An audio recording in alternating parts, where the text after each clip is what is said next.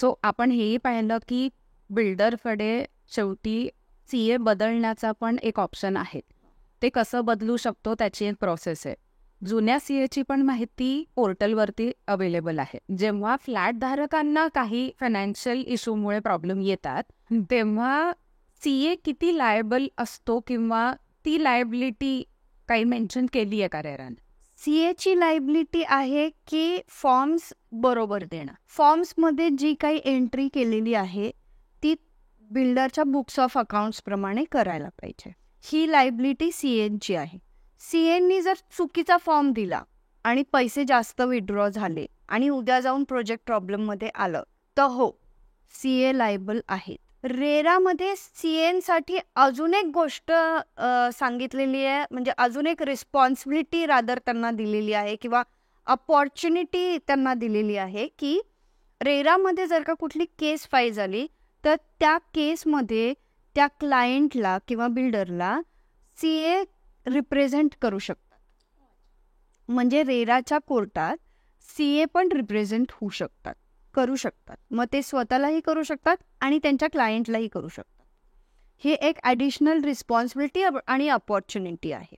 पण हे करत असताना CAचं नॉलेज हे फॉर्म 3 आणि फॉर्म 5 इथपर्यंतच मर्यादित असतं. अच्छा, बरोबर. म्हणजेच सँक्शन प्लॅनमध्ये काय चेंजेस होत आहेत किंवा बिल्डर किती वेळा प्लॅन चेंज करतायत, रिवाईज करतायत किंवा FSI किती लोड करतायत, TDR किती लोड करतायत किंवा फ्लॅटचा एरिया चेंज करतायत का, फ्लॅटचं क्वालिटी, कन्स्ट्रक्शन क्वालिटी कशी आहे, ह्या सगळ्या गोष्टींबद्दल CA नक्कीच रिस्पॉन्सिबल नाही आहेत. किंवा CAंना सँक्शन प्लॅनबद्दल माहिती असावी, नॉलेज असावं असंही एक्सपेक्टेड नाही आहे. त्यामुळे CAंची लायबिलिटी ही फक्त फॉर्म 3 आणि फॉर्म 5 एवढ्यापुरतीच मर्यादित आहे. सध्या चर्चा ही पण आहे की बँक अकाउंट रिलेटेड काही रूल्स स्ट्रिक्ट झालेले आहेत. सो पोर्टलमध्ये याच्याबद्दल काही चेंजेस रेराने आणलेत का, आणि हे जे चेंजेसबद्दल बोलणं चालू आहे त्याचा फ्लॅट धारकांना काय फरक पडणार आहे? बँक अकाउंट्सबद्दल मी आधी एक व्हिडिओ केलेला आहे. त्याच्यामध्ये बिल्डरनी म्हणजे प्रमोटरनी कसे कसे बँक अकाउंट आता ओपन करायचे त्याच्याबद्दल मी सांगितलं आहे.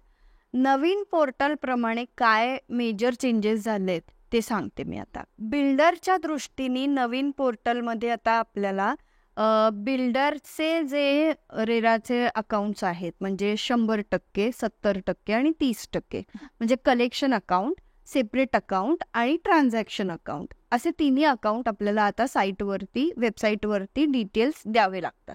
त्यानंतर प्रोजेक्ट जर का एरिया शेअरिंगमध्ये असेल म्हणजे लँड ओनरला बिल्डर काही युनिट्स बांधून देणार असतील तर त्यांना देखील हे 3 अकाउंट ओपन करणं आता कंपल्सरी झालंय आणि त्यांचे पण हे 3 अकाउंटचे डिटेल्स पोर्टलवरती आता द्यायचे, हे कंपल्सरी आहे. आता ही बँकिंग प्रोसेस थोडी स्ट्रिक्ट केली आहे रेरानी असं जे म्हटलं जातंय. तर ते अशासाठी म्हटलं जातंय की आता बँकांना त्यांच्या लेटर हेडवरती हे 3 अकाउंट आम्ही रेराच्या नियमाप्रमाणे ओपन केलेले आहेत आणि ते या पर्टिक्युलर प्रोजेक्टसाठी आहेत आणि ते प्रोजेक्ट हा पर्टिक्युलर बिल्डर ऑपरेट करत आहे असं त्यांना त्यांच्या लेटर हेडवरती पत्र द्यायचं आहे आणि ते पत्र आपल्याला रेरा रजिस्ट्रेशन करताना अपलोड करायचं. आता याच्यामधून फ्लॅट धारकांना किंवा जे फ्लॅट विकत घेणार आहेत त्यांना काय फरक पडलाय, तर मेजर गोष्ट जी महारेरानी ह्याच्यामध्ये केली आहे ती म्हणजे 30% जे तुमचं अकाउंट आहे म्हणजे बिल्डरचं जे 30%चं अकाउंट आहे, जे पूर्वी असं म्हटलं जायचं की ह्याच्यामध्ये हा जो 30% शेअर आहे पैशाचा हा बिल्डरचा प्रॉफिट समजला जाईल किंवा ह्या पैशाचा हिशोब आपल्याला महारेराला द्यायची गरज नाही किंवा रेराला द्यायची गरज नाहीये अशी एक धारणा झालेली होती. तर आता ते राहिलेलं नाहीये. आता रेराने काय सांगितलंय की ह्या अकाउंटचे डिटेल्स आम्हाला द्यायचे आणि या अकाउंटमधनं ज्याला आपण आता ट्रान्झॅक्शन अकाउंट म्हणतो या अकाउंटमधनं जर बिल्डरला कुठली पेनल्टी चार्ज झाली रेराकडून किंवा कुठलं कॉम्पेन्सेशन द्यायचं असेल तर महारेरा अथॉरिटी या 30% अकाउंटमधून ते डायरेक्ट डिडक्ट करून घेऊ शकतो. This is the major change which is applied now. तर हा एक फ्लॅट धारकांना किंवा फ्लॅट विकत घेणाऱ्या लोकांसाठी हा एक दिलासा झाला ना, की जर का बिल्डरनी उद्या काही चुकीचं केलं तर त्यांच्याकडून जे काही त्यांना महारेरानी काही पेनल्टी लावली तर ती पेनल्टी डायरेक्ट त्यांच्या अकाउंटमधनं डिडक्ट होऊ शकते.